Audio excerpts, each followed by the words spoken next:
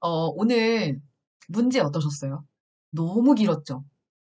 그죠? 첫 번째 질문 진짜 길었죠? 일부러 그런 걸 낸 겁니다. 필터는 그 월간 NCS 10월호, 좀 됐죠? 10월호에 있었던 내용인데요. 거기서 이제 테마를 세개를 정해서 그동안 나왔었던 기출 지문을 정리를 하는 거였는데, 이름하여 의사소통 능력의 최근 트렌드예요. 최근 트렌드 중에서 첫 번째에 해당하는 게 바로, 아이고, 첫 번째에 해당하는 게 바로 이거였어요. 이게 2021년 상반기 글씨를 예쁘게 쓰고 싶은데 코레일 문제입니다. 근데 이게 어떤 특징이냐면요. 긴 지문. 아마 이런 말 많이 들어보셨을걸요. 의사소통 능력의 지문의 길이가 점점 길어지고 있다. 점점 길어지고 있기 때문에 열심히 훈련을 해서 빠른 시간 안에 정답을 찾게 되는 게 필요하다. 뭐 이렇게 많이 들어보셨죠? 특히나 이 지문은 긴 지문인데 문제는 하나였어요. 제가 여기다가 두 개를 더 추가해서 프린트를 만들었을 뿐이고요. 원래 문제는 그 1번 문제. 윗글의 문맥을 통해 빈칸 기억과 니은에 들어갈 내용이 바르게 짝지어진 것을 고르면 이거 하나였어요. 그러니까 문제 그거 하나를 이해하기 위해서 이렇게나 긴 지문을 읽어 나가야 한다라는 건데 사실 저는 긴 지문이라고 써 있는 게 그렇게 큰 의미가 없다고 생각이 든 게요. 기억과 니은에 들어갈 내용을 찾는 이런 빈칸 추론 문제라고 한다면 빈칸이 있는 자리에 위아래에 이제 맥락을 이해하면 되는 거니까 사실 길어도 긴 게 아닌 거거든요. 근데 이걸 긴 지문이라고 보여준 것은 그 테마로 정한 것은 우선 긴 지문이 이렇게 나오면 사람이 심정상 굉장히 위축되거든요. 긴장이 많이 되고 막 되게 읽으려고 해도 앞에 지문을 읽고 있을 때에도 내가 파지검사할 때 뒤에 봤었던 그 긴 지문이 자꾸 떠올라요. 이게 진짜 정신력 싸움이거든요. 멘탈 싸움. 그래서 언제 읽지? 빨리 읽어야 되는 거 아니야? 이거 앞에 거 빨리 처리해야 뒤에 거 읽을 수 있는 거 아니야? 이렇게 된대요. 그래서 이런 긴 질문을 내는 이유는 문제를 풀 때 정말 다 읽어야 풀 수 있는 문제도 있겠죠. 근데 거의 대부분은 어느 정도만 읽어도 해결할 수 있는 지문인데 단지 어떤 멘탈을 흔들어 놓기 위한 그런 영역일 수 있다라는 걸 생각하시면 좋을 것 같아요. 그러면 이거 1번 문제 해결하기 위해서도 봐야겠지만 제가 추가한 2번, 3번도 해결을 해야 되니까 한번 읽어가 보도록 하겠습니다. 제일 처음에 이렇게 어떤 정의를 내리고 시작을 하고 있죠. 노동이란 하고 정의를 내렸습니다. 사전적 의미가 하나 나왔고요. 그 다음 그것을 조금 더 확장적으로 이야기할 수 있도록 이제 시대별로 나눠서 얘기를 하고 있어요. 고대 그리스인들에게서의 노동은 정신을 야비하게 만드는 거니까 뭐 우리 부정적 의미로 해석했구나 정도만 파악하고 가자고요. 그죠, 그죠? 그리고 아리스토텔레스는 온전한 삶이란 노동과 여가가 분리된 것이고 여가를 얻기 위해 일을 한다라고 말했습니다. 또 이렇게 큰 따옴표가 있는 건 인용, 직접 인용이 된 부분이죠. 고대 로마 제국의 키케로라는 사람은 지저분한 일이다. 이렇게 노동을 지저분하다고 얘기했습니다. 수공업자를 노동의 한 분야로 생각할 수 있으셔야 돼요. 네, 맞죠? 또한 일용 근로자 같은 미숙련 노동자들은 존엄성을 해치는 것으로 얘기했습니다. 이것 또한 부정적인 측면을 얘기했다고 볼 수 있겠죠. 돈 때문에 하는 일은 인격을 타락시킨다면서 이러한 직업들 나열되어 있는데요. 이런 직업들을 경멸했습니다. 고대 그리스의 여가는 기독교 시대인 중세로 넘어오면서 역사적인 흐름 이야기해주고 있죠. 역사적인 흐름 안에서 노동에 대한 이야기를 한번 해보자. 뭐 여가에 대한 이야기를 해보자라고 했던 거죠. 중세 시대는 왜 종교 시대, 뭐 신이 중심이었던 시대라고 하잖아요. 그러다 보니까 뭐 신에 대한 어떤 집중, 성탈, 찬양, 기도 이런 것들이었습니다. 그래서 이런 신학자였죠. 신학자인 거 몰라도 돼요. 토마스 아퀴나스는 관조적인 삶을 긍정적으로 얘기했어요.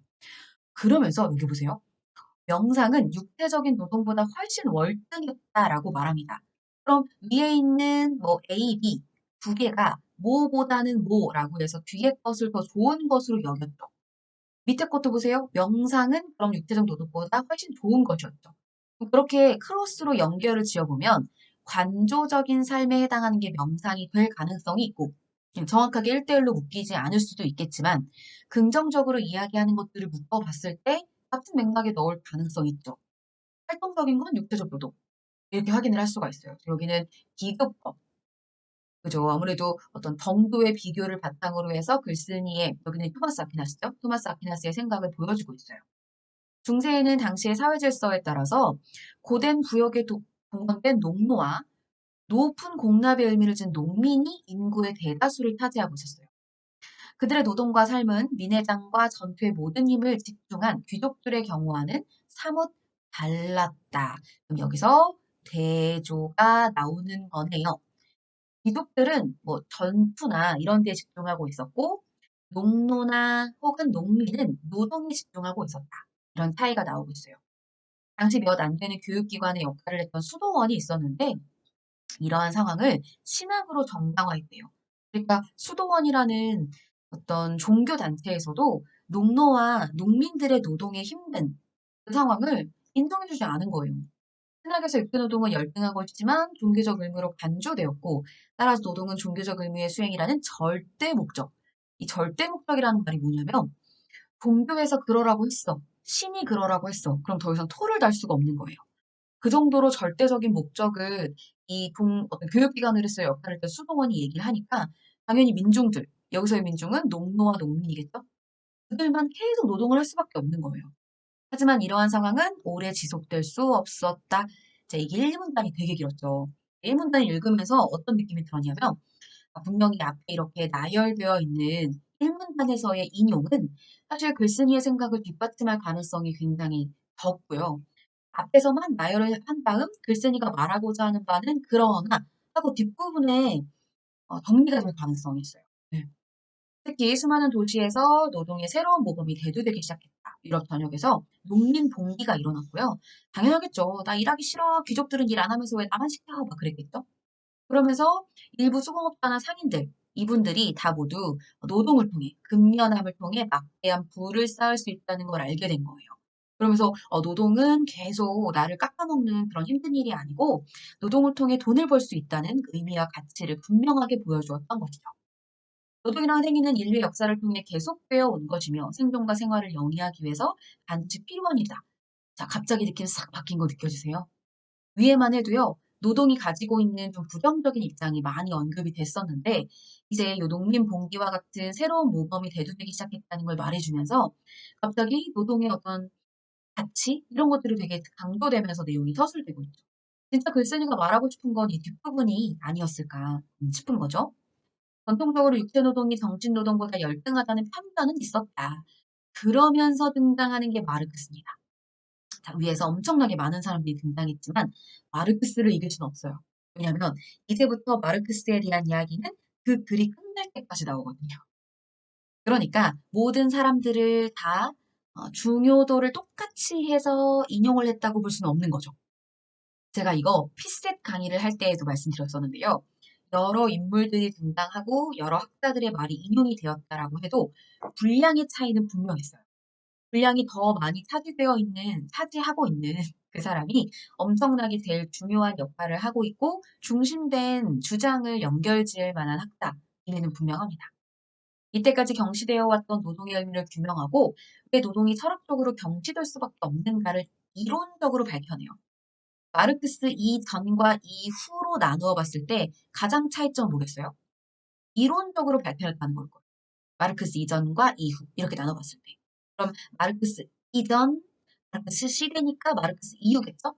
도래하면서 마르크스는 노동에 대해서 이론적으로 밝혀온 게 들어가야 되는 거죠. 이해는 이론적인 어쩌고가 들어가야 됩니다. 됐죠? 그런 다음에 얘와 약간의 의미상 차이는 있으나 같은 맥락이긴 해야 되는 게요. 그 이전에도 이렇게 돼 있거든요. 이전에도 노동에 대한 무엇은 있었으나 마르크스 시대가 도래하면서 이것이 시작됐다라고 말한 걸 보면 같은 맥락인 거예요. 기업과 니은은 지향하는 지향점은 같은 거죠. 뭔가 노동에 대해서 뭐 새로운 생각을 밝힌다든지 긍정적인 인식을 일깨워준다든지 그런 것들은 같은 맥락으로 봐야 돼요. 다만 이론적 측면을 강조한 것이 마르크스 이후에 강력하게 우리가 주장할 수 있는 바다. 라고 본다면 그럼 이제 앞에 있는 것은 이론적인 것과는 좀 다른 것이 나와야겠죠. 그래서 4번 선지, 1번에 4번에 보면 물리적인 투쟁과 이론적인, 네, 제가 오타를 좀 했어요. 이론적인 아니고요. 이론적인 저항을 했다고 볼 수 있죠. 이건요, 맞는 답안은 이제 앞에 나와 있는 맥락상에서 단어를 찾아서 가는 게 가장 편한 게요. 나머지 것들은 집어넣으면 다 말이 될 수 있어요. 소극적인 투쟁 있었지만 결국 투쟁을 하긴 했으나 나중에 물리적 저항으로 바뀌었다. 뭐 그렇게 얘기한다면 어떻게 딱 맞추면 맞을 수 있거든요. 근데 굳이 왜 기업과 니은을 이 자리에 넣겠냐고요. 굳이. 그죠? 그러면 앞의 내용과 상관성이 없는 빈칸 태우기의 문제는 아닐 거라는 거죠. 모든 빈칸 추론 문제는 근거를 정확하게 내주고 이래도 못 찾아? 찾아야지. 라는 출제자의 의도거든요. 그러니까 왜 굳이 기억년이 여기 있을까를 생각하셔야 돼요. 아셨죠? 다음 가볼게요. 마르크스는 불변하는 인간 본성이 있다는 전제를 거부하였다. 그래서 그는 분석의 출발점을 인간의 사고나 본성이 아닌 인간이 실제로 살아가는 사회와 사회 관계에 두었다. 그러므로, 여기는 뭐 그러므로, 그래서 이런 말 계속 나오죠. 여기다 꽂으죠. 이거는 다 인과가 나와 있다는 걸 확인할 수 있죠. 인과의 방식으로 내용이 정제되고 있다. 이런 말. 마르크스주의에서 인간에게 보편적으로 존재하는 것으로 인정되어지는 사실 그 이중피동이에요. 제가 고치려고 했거든요. 근데 그냥 여기 지문에 나와 있는 걸 그대로 그냥 적어봤어요. 네, 원래는 인정되는 이거죠. 언제나 개념은 인간 사회라는 대상에서 추출한 것이다. 마르크스는 이러한 보편적 전제들의 출발점을 노동으로 상정한다. 그러니까 노동이 모든 인간의 삶의 다 출발점이 되는 거죠. 이게 왜 자꾸 뜨지? 그렇죠? 그 다음에 인간의 본질이고 사회의 토대다. 뭐야? 하지 말아야겠다. 네. 인간이 스스로 하나의 유적 존재가 되는 것은 여기서 말하는 유적 존재가 뭐냐면요. 종류예요, 종류. 그러니까 인간이라는 하나의 종류로 우리가 묶여 있는 거잖아요. 그런 인간이라는 유적 존재가 되는 것 이거예요. 대상 세계를 상대로 노동한다는 사실에 있었다. 인간이 인간으로서의 역할을 할 수 있는 유적 분들로서의 입증 기준, 입증 근거, 노동이래요. 이 생산을 통해서 자연은 그의 노동으로 그의 현실로 나타난다. 인간과 자연과의 관계에 있어서 인간과 자연의 양자를 연결해주는 게 바로 기초적 활동, 노동이라는 거죠. 이 노동이 포괄하는 인간이 생존을 위한 모든 활동은 필연적으로, 직접적으로, 필연적으로, 직접적으로나 간접적으로나 자신이 서 있는 환경을 바꾸는 것이다. 환경을 바꾸는 거. 잘 봐주세요. 이게 나중에 혁명, 뭐 개혁 이런 걸로 나옵니다. 그리고 이것은 변화의 방향에 대한 뚜렷한 목표가 있고 여기에 의지와 지적 능력이 투여된다는 점에서 동물도가 구별됩니다. 사람들이 어떤 환경을 바꾸기 위해 노동을 한다는 건 당연히 그 안에 의지와 능력이 투여되는 거잖아요. 그죠? 그런 거 없이 불가능하죠. 자연의 역사가 하나의 종이 생겨나고 멸종하는 것이라면 노동의 관점에서 인간의 역사는 같은 종이 그 욕구를 충족하기 위해 조직하는 방법의 변동에 관한 것이다. 마르크스주의는 개인과 자연을 잇는 노동이라는 개념을 중요시한 것을 보면 그것만으로도 이미 실천적이다. 왜냐하면 행동성을 내포하고 있잖아요, 노동은.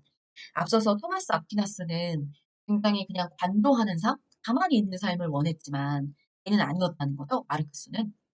그리고 그것의 분석 범주가 철저히 현실에 실제하는 관계에서 나오게 되는 것이죠. 노동은 지극히 현실적인 거니까요. 유물론은 사상의 기초와 새로운 세계관을 물질적 사회적 조건에서 나오는 결과로 이해함으로써 존재가 사유를 규정한다고 말했대요. 유물론이 갑자기 왜 나왔냐면 마르크스가 근거로 삼았던 게 두 개가 있는데 하나는 유물론이고 하나는 뒤에 나오는데요. 변증법이었대요. 변증법은 정반합, 정이 있고 이에 반대되는 생각이 있고 이 두 개를 합친 합.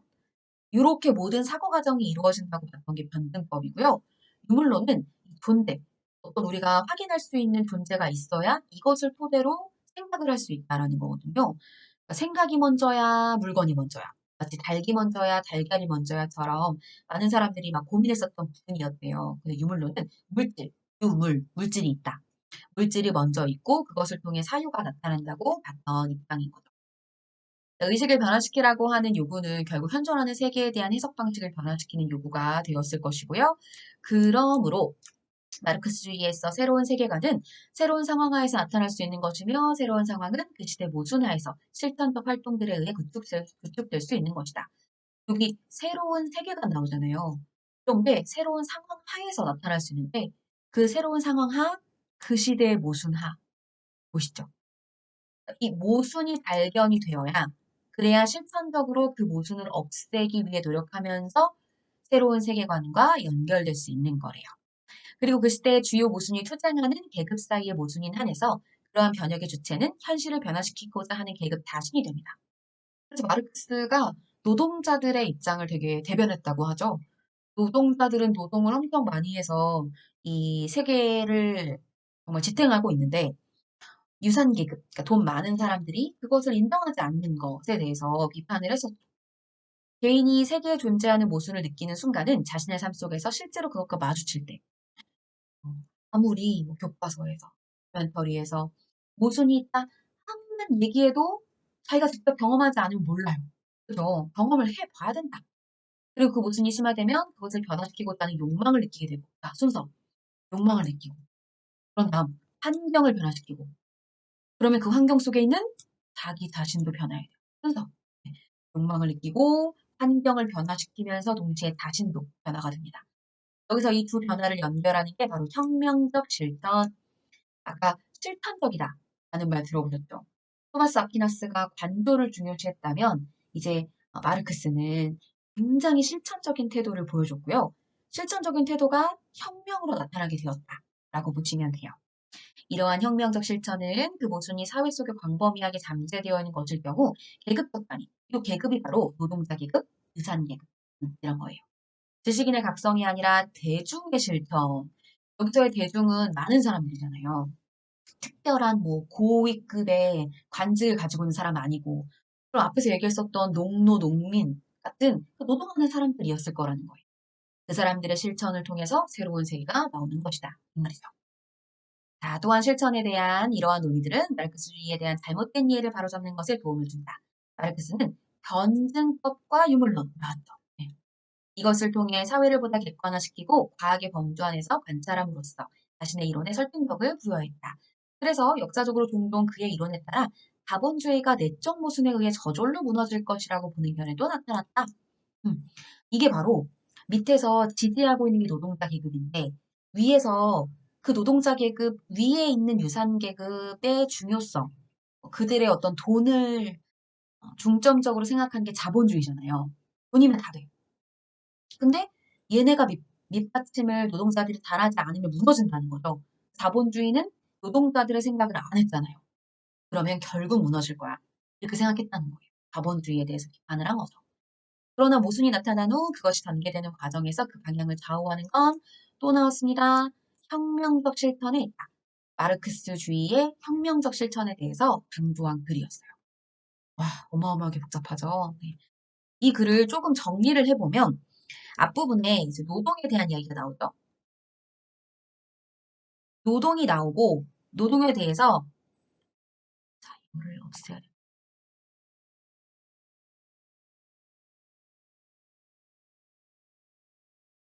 노동에 대한 과거 역사에 대한 이야기가 나오고요. 그 다음에 이제 마르크스 얘기가 나오는 거예요. 마르크스가 생각하는 노동에 대한 얘기. 그런 다음에 이걸 혁명적 실천과 연결을 지은 거예요. 그래서 사회의 모순은 그 대중들이 가지고 있는 생각의 변화, 실천적인 태도를 통하여 나타난다. 이렇게 얘기를 해주고 싶었던 글이었습니다. 자, 1번에 나와 있는 것은 아까 말씀드렸던 대로 이론적인 저항, 이게 분명히 들어가야 된다고 말씀드렸죠? 4번이 정답이고요. 마르크스 이전과 이후로 나눠서 생각하시면 좋아요. 알 수 있는 내용이 아닌 것. 고대 그리스인들과 키케로는 노동의 가치를 인정하지 않았다. 고대 그리스인들은 세 번째 줄에 정신을 야비하게 만든다. 키케로는 키케로의 이야기가 하나, 둘, 셋, 넷, 다섯, 여섯, 일곱, 여덟 번째 줄에 나오죠. 소공업자들은 지저분한 일을 한다. 했고요. 또 한 두 줄, 세 줄 내려오시면 미숙련 노동자들의 일은 자유로운 사람의 영업, 존엄성을 해치고 더럽힌다. 이렇게 말했으니까 맞죠? 토마스 아퀴나스가 그래서 아까 제가 말씀드린 거예요. 활동적인 삶보다 관도적인 삶을 중시했고 명상은 육체적 노동보다 훌륭하다 했거든요. 그럼 이제 명상을 관조적인 삶의 한 형태로 연결지었을 가능성이 있죠. 관조가 뭐냐면요. 그 내부로 깊숙이 들어가서 막 활동을 하는 게 아니라 바깥에서 이렇게 멀리 지켜보는 거예요. 멀리 지켜보면서 대상을 바라보고 하는 걸 말하는 거죠. 그렇죠. 그 다음에 마르크스가 말하는 3번. 마르크스는 인간 본성의 불변함을 전제로 아니죠. 인간 본성이 불변한다는 것을 믿지 않았다. 이랬거든요. 4번 틀렸죠? 그 얘기는 하나, 둘, 세 번째 문단에 있어요. 마르크스는 불변하는 인간 본성이 있다는 전제를 거부하였다. 그건 무슨 말일까요? 불변하는 인간 본성이 있다는 거는 막 태어나면서부터 바뀌지 못하는 무언가가 있다는 거거든요, 본성에. 근데 그걸 인정해버리면 노동자는 노동자만의, 유산계급은 유산계급만의 뭔가가 있다고 얘기를 할 수밖에 없는 상황이 되는 거예요. 근데 마르크스는 실제의 현실 속에서의 모습을 강조했잖아요. 현실의 활동. 네. 그렇다 보니까 인간 본성의 불변함은 있을 수 없다. 변한다. 이렇게 봤던 거죠. 마르크스가 말하는 개인과 자연을 잇는 노동이라는 개념은 실천적이었다. 아까 얘기했었죠. 마르크스는 한 개인이 그 삶 속에서 모순을 실제로 만나게 될 때 세계에 대한 모순을 느끼게 된다. 라고 말했습니다. 그러니까 이 모순에 대해서 이야기를 할 때요. 우리 프린트의 오른쪽에 있는 밑에 부분에 있거든요. 개인이 세계에 존재하는 모순을 느끼는 순간은 자신의 삶에서 실제로 그것과 마주칠 때 상황을 바꾼 거예요. 네. 마주치게 되면 세계의 모순을 인지하게 된다. 자, 특정 개념의 정의, 노동의 정의 나왔고요. 그리고 특정 인물의 발언을 직접 인용했죠. 아리스토텔레스가 말했던 거 그대로 인용을 해서 보여주고 있다는 점. 그리고 또 보면 특정 인물의 생각을 인과의 방식으로. 예를 들어 마르크스 이야기는 굉장히 많은 부분의 인과가 나오죠. 인과는 사실 없는 게 더 찾는 게 힘들어요. 거의 있습니다. 특정 개념에 대한 여러 학자들의 의견을 제가 아까 말씀드렸던 똑같은 중요도가 될 수가 없는 게요. 분량 차이가 있어요. 마르크스가 훨씬 더 많은 내용이 담겨져 있죠. 특정 개념과 관련된 역사적 상황, 중세의 종교가 득세하고 있었던 시대, 뭐 이런 걸 보여주고 있었죠. 4번이 정답입니다. 다음 볼까요? 이번에는 어떤 키워드, 어떤 그 테마로 나와 있었느냐 하면요. 이게 2021년 이것도 역시 마찬가지로 상반기의 내용이고요. 상반기 얘는 국민건강보험공단. 국민건강보험공단. 이건 어떤 테마로 나온 거냐면 아까는 긴 지문이었잖아요. 네, 이거는 테마가 뭐냐면 전문적인 비문학이에요. 전문적인 비문학.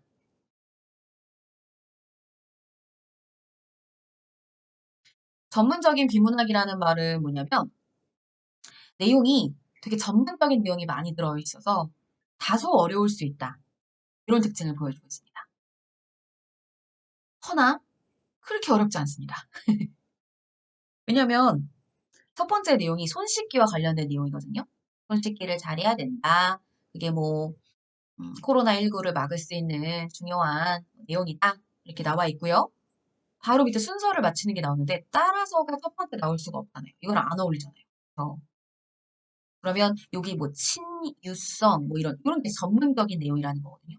전문적인 내용이 나오면 요거에 대한 설명이 나온 부분 뒤에 이게 나오겠죠. 그죠? 조금만 더 읽어보면 나옵니다. 작은 공 모양의 구조를 하고 용액 전체 분산이 됩니다. 비누에서 나오는 친유성 부분이 이것을 미셀이라고 말하고요. 그러면 이들의 표면은 전하를 띤 친수성, 물과 친해진 부분들이 서로 반발하여 뭉쳐지지 않으므로 물에 씻겨 나가고 깨끗한 면만 남게 된대요. 그럼 그 친유성, 친수성에 대한 내용이 바로 나에 나옵니다. 몸이나 옷에 묻은 때나 먼지는 몸에서 나오는 기름, 음식에서 묻은 지방 등과 결합하므로 물로만 씻어서는 잘 빠지지 않습니다. 그래서 비누가 필요한 거고요. 비누의 분자 구조에 기인하는데 이중적이에요. 물과 잘 반응하는 친수성과 그다음 기름과 반응하는 친유성이 있었어요. 네, 물에 잘 녹는 친수성 부분과 물과는 반응을 잘하지만 기름과는 섞이지 않는 그게 친수성이죠. 기름과 잘 섞이는 친유성 부분은 기름과는 잘 섞이지만 물과는 잘 섞이지 않습니다. 그래서 이런 친수성, 친유성이 나와 있는 나 다음에 가가 나오겠죠. 그죠? 그럼 이렇게 몸이나 옷에서 묻은 때 얘기를 하기 전에 다에 보면 비누에 대한 이야기를 먼저 하고 있어요. 비누가 어떻게 해서 만들어진다고 얘기한 다음 마지막 다에 그렇다면 비누는 어떤 원리에서 이러죠. 그럼 이렇게 질문이 나오면 이에 대한 대답이 다음에 이어질 가능성 높죠? 그럼 다에서 이야기하고 있는 바가 제일 처음. 그 원리를 이야기하는 친밀성, 친수성 나오는 나가 다음에 나오고 그 다음에 나오는 따라서 다가 그 다음 세 번째에 나오고 여기 라에 나오는 결론적으로 보면은 바로 마지막일 거라는 느낌도 드시죠. 비누는 물에 잘 녹는 친수성 부분과 기름에 잘 녹는 친유성 부분을 모두 가지고 있어서 물과 기름이 서로 섞이게 하는 계면활성제 역할을 하게 되는 것이다. 비누에 함유된 계면활성제 성분이 코로나19를 비롯한 코로나 바이러스의 가장 바깥쪽을 구성하고 있는 지방층 일부를 녹여 구멍을 낸대요. 막에 구멍이 뚫리면 그 바이러스는 죽은 거나 다름없습니다. 자세히 말하면 계면활성제 한쪽 면은 코로나19 바이러스의 지방층에 잘 달라붙고 다른 쪽은 물 분자를 좋아하는 친수성이 있어 물에 잘 달라붙어요. 그러면 한쪽은 이미 때에 붙어 있어요. 바이러스에. 그럼 한쪽은 물에 붙어 있어요. 그러니까 물에 같이 휩쓸려 가는 거예요. 붙어 있으니까요. 그리고 양쪽이 강하게 붙은 계면활성제 덕분에 코로나19 바이러스의 지질층이 물속에 녹아 파괴되고 물로 비누 거품을 제거할 때 바이러스가 완전히 씻겨나가는 것이다. 이렇게 말합니다. 그러한 이유로 하면서 마지막에 감염병 예방을 위해 손 씻기를 잘하자 이렇게 말한 거고요. 그래서 사실 이제 하반기 기본서 보신 분들은 이 미셸 구조 계면활성제에 나왔던 지문을 읽어보신 바가 있어요. 그러니까 이렇게 전문성을 가지고 있는 그런 지문의 내용이 나왔을 때 그걸 당황하지 말라고 지문을 많이 친숙하게 읽어둘 필요가 있죠. 그래서 뭐 오답노트 할 때 내용을 이해하면서 읽는 게 좋은가요? 아니면 뭐 문제 유형을 보는 게 중요한가요? 이렇게 질문을 많이 하시는데요. 사실은 둘 다 중요하죠. 왜냐하면 나올 만한 지문들의 그 내용에 익숙해지는 것도 물론 중요하고 문제의 유형, 그러니까 이런 문제는 이런 선지가 나오더라. 이런 지문에는 이런 선지를 연결지어 내더라. 라는 걸 아는 것도 중요하기 때문에 문제 유형을 분석함과 동시에 내용들도 많이 알아두시면 좋아요. 5번. 왜 손 씻기 얘기했을까요? 손에 손으로 감염될 가능성이 높으니까. 작은 공 모양을 하고 있는 미셀은 물속에서 서로 융합하지 않는다. 아, 이게 어디 나오나요? 바로 가달락에 보면요. 작은 공 모양의 구조를 가지고 있는데 용액 전체에 분산이 된대요. 미셀이라는 구조는 융합이 되지 않고 분산이 된다. 그러면 2번에서 적절하지 않은, 융합하지 않는다 그랬군요. 네, 그럼 맞는 거죠. 분산한다고 했으니까요. 2번 맞고요. 3번. 물로 비누 거품을 제거하지 않는다면 비누는 코로나19 바이러스 예방에 효과가 없다 그랬는데요.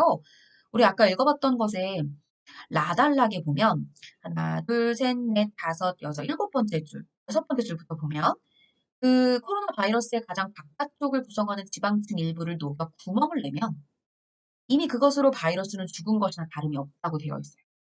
그렇죠? 그러니까 꼭 비누를 씻어내야만 한다라고 이야기를 하고 있는 건 아닌 거죠. 그렇죠? 그러니까 3번 정답. 고체 비누든 액체 비누든 상관없이 계면활성제 성분이 있다면 네. 그러니까 고체 비누만 된다 이런 얘기 없잖아요. 계면활성제의 역할을 이야기하고 있으므로 4번도 맞습니다. 3번이죠? 테마를 두 개 보셨어요. 첫 번째는 긴 지문. 의사소통 능력은 긴 지문이 강세를 펼칠 예정이다. 두 번째는 전문적인 내용이 많이 나올 가능성이 있다. 그러니까 내용에 뭐가 나올지 미리 좀 생각해서 많이 봐둘 필요가 있고요. 이번의 내용은 2021년 이것도 상반기 이건 한전 문제예요. 한국전력공사. 여기에서의 키워드는 무엇이냐 하면 기업 관련 소재예요. 기업 관련 소재. 내가 지원하려고 하는 기업이 있으면 그 기업과 관련된 키워드들은 검색을 해주셔야 돼요. 제가 또 엄청나게 많은 또 공기업 취업과 관련된 뭐 인스타그램도 검색하고 막 블로그도 검색하고 유튜브도 보고 엄청 하거든요. 근데 거기 보면은 뭐 진짜 키워드 검색으로 하루를 시작해라. 그래서 내가 만약에 뭐 발전소 관련해서 그 기업에 도전을 하고 싶다. 그러면 진짜 그냥 말 그대로 발전소 무슨 무슨 발전 이런 것만 계속 검색을 해보는 거예요. 그러면 뭐 1시간 전, 몇 시간 전 뉴스가 막 뜨죠. 그럼 그런 것들의 키워드를 알아두면 훨씬 도움이 된다. 이런 말입니다. 아셨죠? 그럼 6번 볼게요. 해상 풍력 발전기에 부러짐, 화재 등의 사고가 연이어 발생하면서 안전성 강화에 대한 요구가 높아지고 있다. 그러면서 실제로 일어났던 사건의 예를 들었어요. 여기까지죠? 네. 이거는 다 자세히 읽을 필요 없죠? 부러짐 화재 사건이 일어나고 있다라는 거예요. 화재는 국내에만 국한된 것이 아니다라고 부러짐 화재 둘 중에서 화재부터 얘기했어요. 그러면서 국내 말고 다른 데에서도 많이 일어나고 있다. 이렇게 얘기하고 있고요. 이와 함께 이제 부러진 사고 얘기 나와요. 되셨죠? 화재 얘기 나왔고요. 부러짐 얘기 나왔습니다. 부러짐에 대한 이야기가 쭉 밑에 나오면서 뭐 많은 사고다. 이것만 알면 되지 않을까요? 뭐 몇 건 있다는 걸 하나하나 세세하게 읽으실 필요는 없잖아요. 그쵸, 그쵸. 그리고 중간중간 해상풍력 발전기와 그다음에 육상풍력 발전기가 나와요. 근데 얘는요, 이 둘을 구별하기 위해서 제시해 놓은 게 아니라 풍력 발전기 그 하나를 얘기하려고 하는데 실질적으로 일어났던 사건을 하려다 보니 해상풍력 발전기 혹은 육상풍력 발전기라는 명칭이 들어갔을 뿐이에요. 이 둘을 비교하려고 하는 문제는 그런 지문은 아닌 거라고 확인하시면 돼요. 또한 풍력 발전기를 지지하고 있는 몸체가 기술적으로 간단한 콘크리트 구조물로 된 것이 많아서 균열이 갈 수가 있고요. 안전상의 문제죠. 또 부식될 수도 있다. 이렇게 얘기하고 있습니다. 기술적으로 해결하기는 너무 어려운 상황이고요. 그래서 이에 정부가 어떻게 행동하고 있냐면 안전성을 강화하기 위해서 점검을 받도록 하게 되었어요. 근데 문제는 뭐냐? 하지만 2016년 이후 정부는 뚜렷한 안전대책을 내놓지 않고 그저 설비 확대, 많이만 설치하고 있는 거예요. 그러니 문제다. 이렇게 보고 있고. 특히 국내에는 풍력 발전기 설비를 전문으로 하는 유지보수 및 안전 인력을 육성하는 인프라가 전혀 없대요.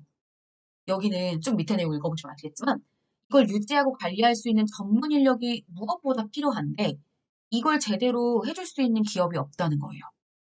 그걸 문제점으로 지적하면서 앞으로 어떤 산업지원센터와 같은 유지보수 전문 인력이 양성되면 사고가 감소할 수 있을 것이다. 이렇게 보면서 마무리되고 있어요. 이 사람은 문제점을 제시하고 해결책을 말하면서 그 해결책대로 됐을 때의 긍정적인 측면을 말하고 마무리된 글이라고 할 수 있습니다. 해상풍력 발전기의 경우 화재가 발생하면 초기 진압이 어렵다. 네. 아까 제가 띄엄띄엄 읽어서 확실하게 읽고 가지 못했는데요. 두 번째 문단에 2에서부터 네 번째 줄. 풍력 발전기가 전소할 때까지 속수무책으로 방치됐다. 이런 말 나옵니다. 왜냐면 거기까지 뭐 소방수가 닿지도 않고요. 예. 전소될 때까지 기다릴 수밖에 없었죠. 블레이드 파손은 육상 풍력 발전기에서보다 이 두 개를 비교했냐고요. 비교 안 했죠. 예. 풍력 발전기 몸체의 철근 부식 문제로 인해 준공 개혁이 잠정 중단되었으면 그렇게 확대 설치하지 않았을 거예요. 다음 설비와 안전 인력을 육성하는 기관. 그 기관이 바로 산업지원센터. 요거 생길 거라고 했었죠? 적절하지 않은 거 두 개는 니은과 티귿 이렇게 붙이면 됩니다. 키워드를 분석하는 그런 노력이 필요하죠? 7번은 문제 해결 능력. SWOT고요. M은행이에요. 은행. 신규 준칠 지역 특화 상품 개발의 경험이 부족하다. 이거는 경험 부족. 당연히 W 아닙니까? 그럼 가가 W에 있어야 돼요. 그럼 정답은 1, 2, 5 셋 중에 하나예요. 그렇죠? 독거노인 등 1인 가구 증가에 따른 자산관리 필요성이 대두되니까 우리 은행을 탔겠지? 이건 기회죠. 그럼 나의 기회에 나가 들어가야 됩니다. 1, 2, 1, 2네요. 둘 중에 하나네요. 그렇죠? 상대적으로 경쟁사의 수가 적어 초기 고객 확보에 유리하다? 그럼 이제 회사 외부를 본 거죠. 경쟁사는 회사 외부에 있으니까. 그래서 이것도 기회라고 볼 수 있다. 지역 개발이 완성되지 않아 완속한 시장이 형성되지 않았어요. 이거는 위기 상황. 시장은 외부에 있으니까요. 본점의 영업망 확대 정책에 따른 충분한 지원이 확보된다. 이거 강조. 그래서 어떤 분은 말을 이거 기업의 어떤 기회 아니에요? 기회? 이렇게 생각하시는데요. 기회는 외부 요인이에요. 그죠? 얘는 지금 본점에서 이 기업에게 줄 수 있는 거예요. 그럼 이건 외부가 아니라 내부라고 봐야 돼요. 아셨죠? 직원들의 보수적 마인드에 따른 젊은 계층 상대 영업력이 부족하다. 이건 안 좋은 점. 약점이죠. A 지역의 M은행 전자금융 선호도가 저하되고 있다. 이거는 위기 상황, 위협이죠. 직원 대부분이 인근 지역에 거주하고 있으니까 별 무리 없이 출퇴근하고 하는 것들이 가능해질 거예요. 자, 그렇다면 마, 아가 장점, 가랑, 바가 약점, 나와 다가 기회, 라와 사가 위협. 그래서 정답은 1번 이렇게 확인하시면 되겠다. SWOT 분석 기본적으로 기억해 두셔야 할 부분이었습니다. 8번의 문제 해결 능력을 봐볼까요? 네, 이걸 보면 제가 오타를 하나 냈더라고요. 읽으면서 좀 이상하셨죠? 진짜 너무 죄송해요. 이게 와예요, 와. 그래서 회의 장비로 2개의 화상회의 카메라와 2개의 그룹콜 장비 중 하나를 선택한다. 이거였는데. 죄송해요. 선택해야 되는 건 이 회의 장비 하나 선택하고요. 회의실 비품 하나 선택해야 돼요. 이 부품이 하나, 둘, 셋, 넷, 하나, 둘, 셋, 넷, 4개입니다. 그렇죠? 자, 그러면 이거 같은 경우는 표 유형으로 정리하시면 좋아요. 자, 표를 그려볼게요. 우선 팀은 1, 2, 3, 4. 4개의 팀이라고 했으니까 5줄 그어주고요. 그 다음 우선은 회의실 비품. 이걸 똑바로 긋고 싶은데 잘 안 되네요. 이게 태블릿을 제가 잘 쓰지를 못해가지고. 됐습니다. 1, 2, 3, 4, 4개의 팀이 있고요. 화이트보드, 노트북, 프로젝터, 무선 마이크 이렇게 했어요. 최선을 다했습니다. 영업 2팀은 회의실 비품으로 무선 마이크를 선택했다. 무선 마이크. 됐죠? 이 중에 하나만 선택한다 그랬으니까 얘는 어차피 다른 거는 선택을 안 할 것이고 무선 마이크도 다른 팀들은 어차피 선택을 하지 못합니다. 그렇죠? 그리고 무선 마이크를 택하였고 회의 장비는 영업 4팀과 다른 장비래요. 2팀과 4팀이 한쪽이 화상회의 카메라를 가지면 다른 쪽은 그룹콜 장비를 갖게 되고 이런 거죠. 1팀과 2팀은 같은 회의. 그럼 1팀과 2팀. 그럼 자연스럽게 3팀과 4팀 이렇게 나눠지겠네요. 그죠? 그러면 1, 2가 같은 회의 장비, 3, 4가 같은 회의 장비. 이렇게 되겠죠? 회의실 비품으로 화이트보드를 택한 팀과 그리고 노트북을 선택한 팀은 같은 회의 장비를 선택한대요. 그럼 여기 지금 이미 이 팀은 무선 마이크를 선택한 상황이에요. 그렇다면 3, 4팀에서 화이트보드와 노트북을 선택했겠네요. 그죠? 근데 잘 몰라요. 얘가 화이트보드를 선택했고, 아이고, 얘가 화이트보드고, 그럼 얘가 노트북이겠죠? 반대로, 숫자를 바꿔볼게요. 반대로. 만약에, 아이고, 화면이 절 도와주지 않습니다. 만약에 반대로 이쪽이 노트북이면 이쪽은 화이트보드겠죠. 이건 모르겠어요. 뭐가 맞는지는 모르겠으나 아무튼 이렇게 됐을 거다라는 겁니다. 그렇죠? 그럼 이 둘 중에서 여기 선택했으니까 나머지 1팀이 선택할 건 요거. 그죠? 프로젝터. 그러면 이렇게 해서 나머지 건 X고 처리가 됩니다. 보셨죠? 그럼 1번 선지 볼게요. 분명하게 탐인 것만 골라야 돼요. 영업 1팀은 회의 장비로 그룹콜 장비를 선택했다. 자, 회의 장비는 사실 이렇게 나눠져 있는 것만 얘기했을 뿐 뭐가 뭘 선택했는지는 몰라요. 맞죠? 두 번째, 영업 1팀은 회의실 비품으로 프로젝터, 딩동댕. 2번 정답. 3번, 영업 2팀은 회의 장비 몰라요. 그죠?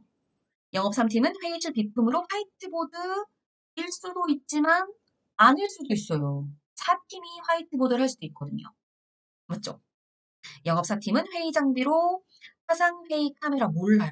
회의 장비는 몰라요. 회의 장비와 관련된 거 다 X.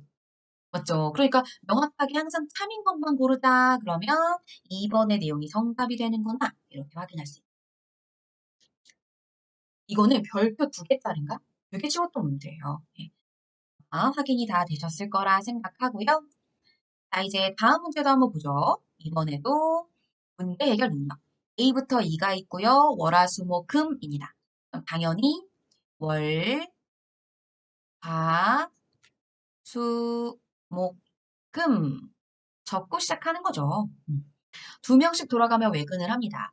다음 조건에 따라서 외근을 간다고 할 때 화요일에 외근을 가는 직원끼리 딱 지은 것을 모두 고르면 모두 고르면이래. 딱 지은 것을 고르면이라고 얘기했습니다. 자, 먼저 2번씩 가고요. 매번 다른 조합이고요. 연달아 이틀 이상 외근하지 않고요. B는 C와 외근을 가지 않습니다. D는 월요일과 수요일 이렇게 나와 있고요. 목요일에는 A와 B입니다. A, B. D와 C는 외근을 가지 않습니다. 그렇다면 화요일에 들어갈 수 있는 게 뭘까를 생각해 보세요. 화요일에 외근을 가는 직원끼리 딱 지은 것을 확인해 볼 건데 이미 D는 2번이 다 나온 상태예요. 그럼 D는 안 나오겠죠? 그리고 나서 여기에 나올 수 있을 만한 것들을 한번 살펴보면 B가 C와 같이 오지 못하니까 어차피 2명이지만 여기 안 되고요. 그죠, 그죠? 그리고 나올 수 있는 아직 안 나오는 걸 따지고 보면 C가 아직 안 나온 상황이죠. 그렇죠? 그러면 B와 C가 연달아 가지, B와 C는 외근을 같이 가지 않는다고 했고 연달아서 가지 않는다고 했으니까 D도 오면 안 되는 거예요. 다행히 여기 D는 없어요. 맞죠? 여기 빈칸에 C가 와야 되는 것은 확실해졌습니다. C. 그쵸, 그쵸?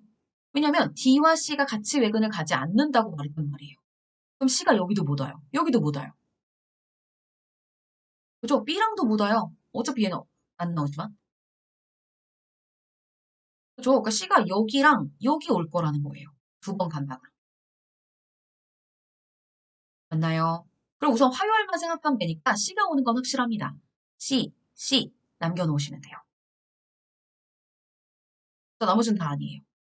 그럼 C가 오는 것 중에서 A와 올 수 있는 것보다 E와 올 수 있는 걸 먼저 한번 확인을 해볼게요. 그럼 여기서 E가 올 수 있는 경우가 되는지를 봤을 때 연달아서 오지 않는다는 법칙에 의해서 E는 여기 자리에 올 수가 없어요. 왜냐하면 E가 여기에 온다고 치고 그 다음 또 E 어디 들어가요? E를 여기에 넣을 수는 없어요. 금요일에. 왜요? 매번 다른 조합으로 간다 그랬어요. 맞죠? 그러면 금요일에 E는 못 와요. 얘는 이미 탔죠, 목요일?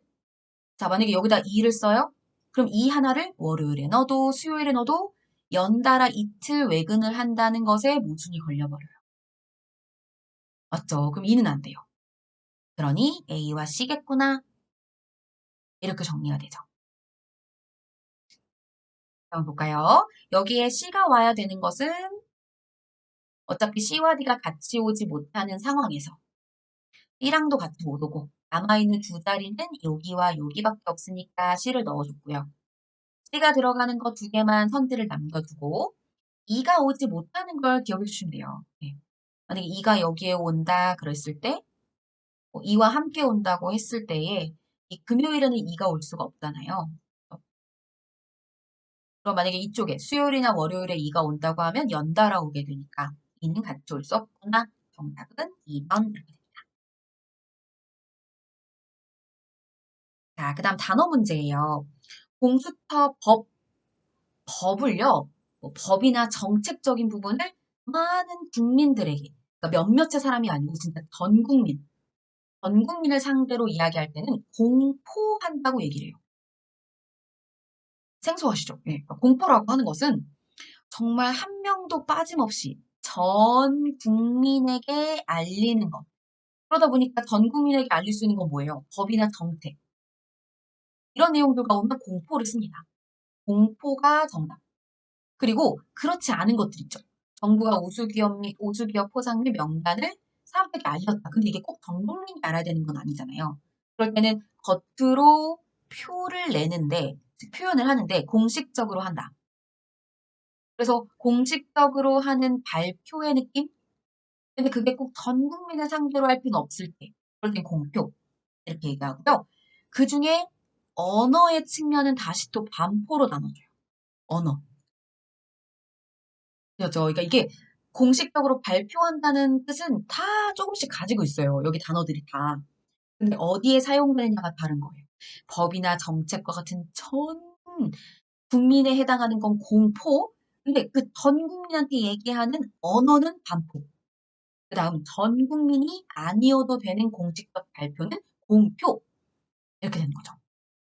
그리고 나서 우리나라는 2018년 평창 동계올림픽 대회를 공식적으로 이미 공식적이라는 말이 빠져나와 있죠.